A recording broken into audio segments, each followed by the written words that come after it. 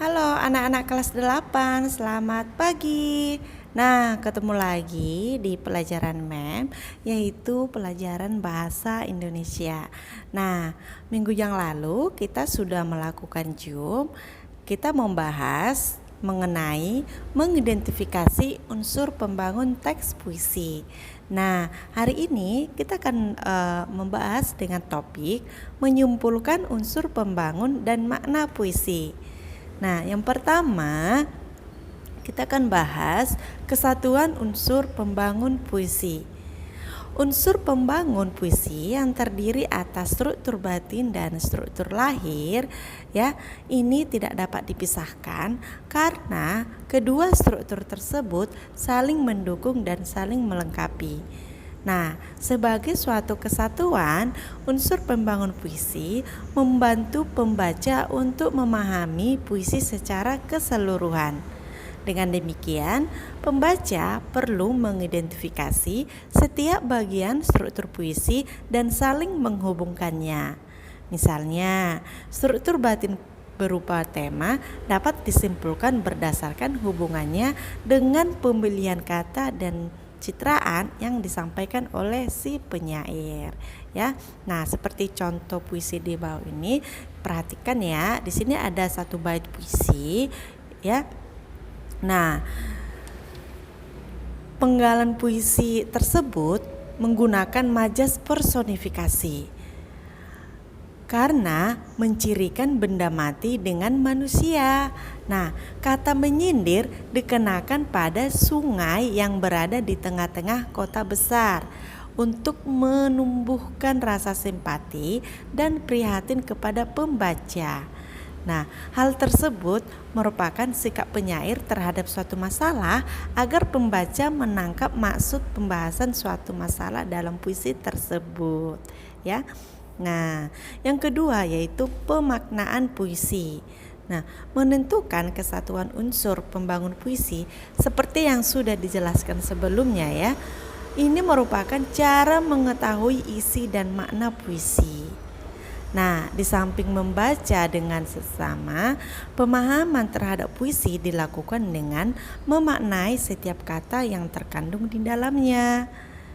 Nah, rangkaian kata yang terdapat dalam puisi biasanya mengandung makna konotasi atau makna tambahan yang bukan sebenarnya. Nah, ada di sini langkah-langkah di dalam pemaknaan puisi, ya. Langkah-langkah yang perlu dilakukan, ya. Yang pertama, mengidentifikasi kesatuan unsur pembangun puisi.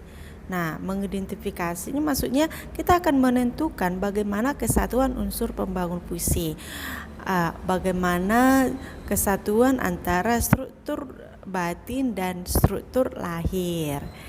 Nah, yang kedua yaitu menentukan kata kunci dalam setiap larik puisi. Nah, kata kunci maksudnya bisa didefinisikan seperti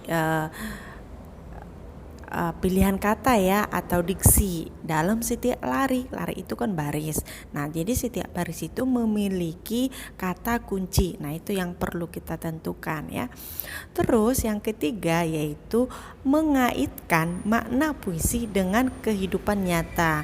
Bagaimana makna puisi ini kaitannya ke dalam kehidupan kita, ya, dalam kehidupan nyata. Nah, seperti itu. Nah, keempat, memparafrasekan setiap bait puisi berdasarkan kata kunci dan realita.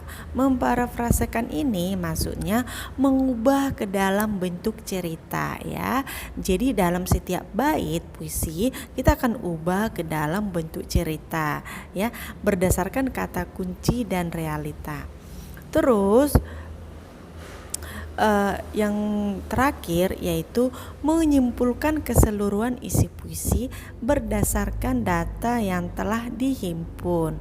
Menyimpulkan keseluruhan. Nah, setelah kita sudah mengidentifikasi, menentukan, mengaitkan dan memparafrasekan, maka kita akan menyimpulkannya, ya, secara keseluruhan di dalam berdasarkan data yang telah dihimpun.